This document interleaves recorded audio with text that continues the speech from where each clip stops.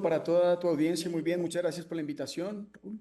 Boris, ¿qué exactamente qué elementos están en disputa durante esta jornada en Colombia? El presidente Gustavo Petro ha llamado durante esta jornada a la defensa del voto. ¿Por qué hace ese tipo de llamado el presidente Gustavo Petro en esta jornada del balotaje?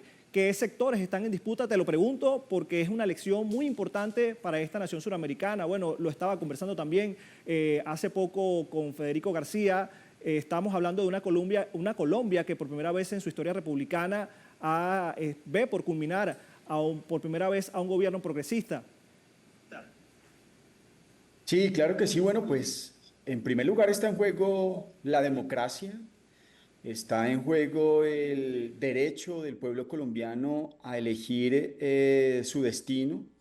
Y en relación con eso, pues en primer lugar está en juego el equilibrio, ¿no?, de las ramas del poder, el Estado de Derecho. En una democracia sana, tanto el ejecutivo como el legislativo como el judicial se controlan mutuamente y hoy eso está en juego. Otrora hemos tenido gobiernos autoritarios, presidentes que han querido pasar por encima de las cortes y del legislativo. Hoy necesitamos un presidente en Colombia que respete la Constitución, que gobierne para todas y todos los colombianos, que gestione desde el Ejecutivo las políticas públicas con la mayor ética posible. Eso es lo que está en juego en nuestro país. En segundo lugar, pues el proceso electoral. En las últimas semanas, pues ha habido algunas intentonas de injerencia extranjera, norteamericana particularmente, y está en juego pues la legitimidad de las elecciones, ¿no? Todo el proceso del conteo de votos y la neutralidad pues institucional.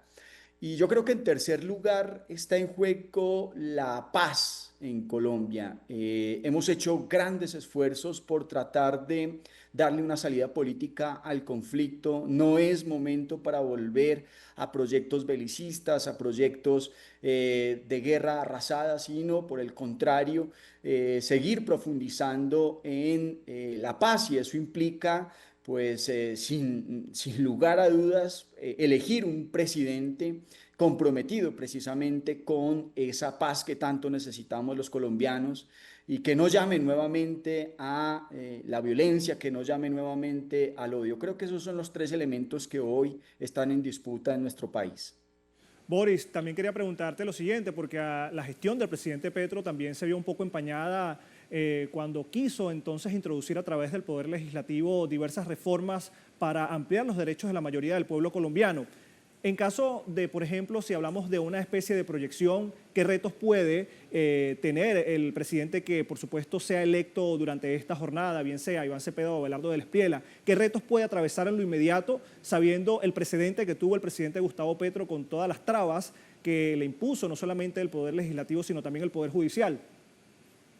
Bueno, en Colombia tenemos en relación con el legislativo un sistema político que tiene una doble legitimidad de origen. Por un lado, el del presidente, el del ejecutivo. Los colombianos y las colombianas eligen directamente a su presidente, pero también la legitimidad de origen que tiene el Congreso de la República, porque los colombianos y las colombianas eligen a sus representantes en el Congreso de la República, de tal suerte que tenemos ahí una doble legitimidad que en ocasiones, digamos, compite, que en ocasiones se disputa el sentido del proyecto político vigente.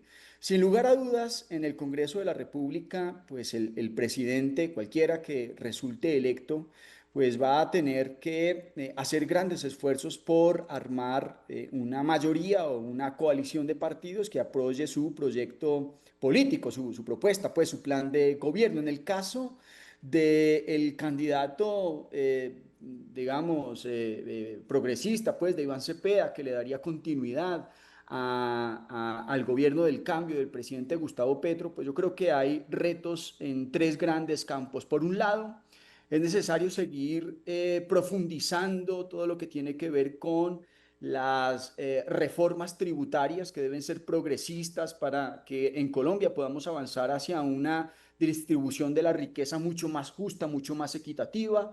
Segundo, ha quedado pendiente un tema que es el de la reforma a la salud.